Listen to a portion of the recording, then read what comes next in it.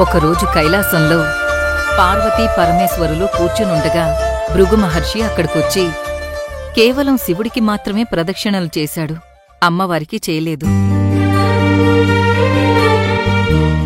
అమ్మవారు శివుణ్ణి దీనర్థం ఏంటి అని అడిగింది. అప్పుడు శివుడు, అతను తాపసి, అతనికి శివుడు కావాలి కాని శక్తి అక్కర్లేదు అని చెప్పాడు. అప్పుడు అమ్మవారు అలిగి వెళ్ళిపోయింది. అమ్మవారంటే శక్తి కదా, మరి శక్తి లేని శివుడు ఉండగలడా?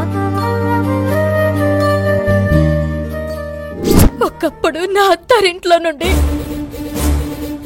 నా శవం మాత్రమే బయటకు వెళ్ళాలనుకునేదాన్ని. ఇప్పుడు అలాగే వెళ్తున్నా.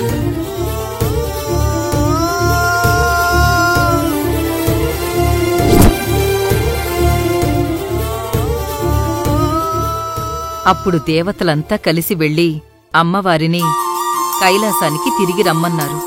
అమ్మవారు శివయ్య పిలిస్తేనే వస్తానని చెప్పారు.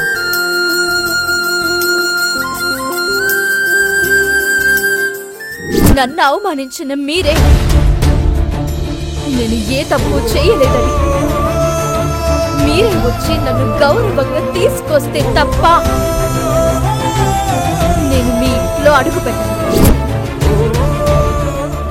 చివరకు శివయ్య వెళ్లి అమ్మను కైలాసానికి రమ్మన్నారు.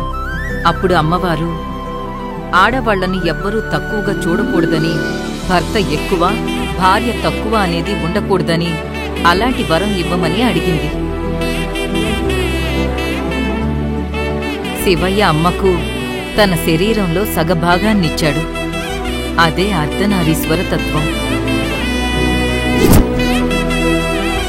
భార్యాభర్తల మధ్య హెచ్చుతగ్గులు లేవని ఆ ఆది దంపతులే నిరూపించారు.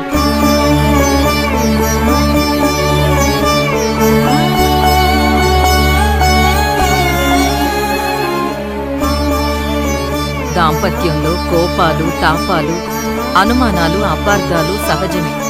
వాటిని జయించాలంటే కూర్చుని మాట్లాడుకోవాలి. దంపతుల మధ్య మూడో మనిషి అవసరం లేదు.